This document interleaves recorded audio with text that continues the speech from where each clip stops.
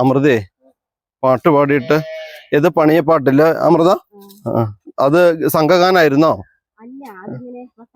പട്ടകളി.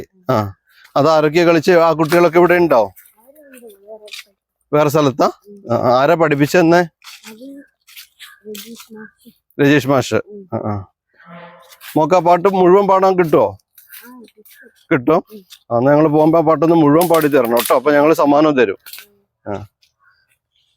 സമ്മാനം വാങ്ങണ ഇപ്പൊ റോട്ട് പോണ്ടേ? റോട്ട് പോണം.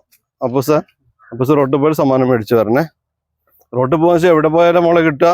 ഇവിടെ അടുത്ത് ആണോ? പൊൻകുഴി വരെ പോണ്ടി വരും. ആണോ?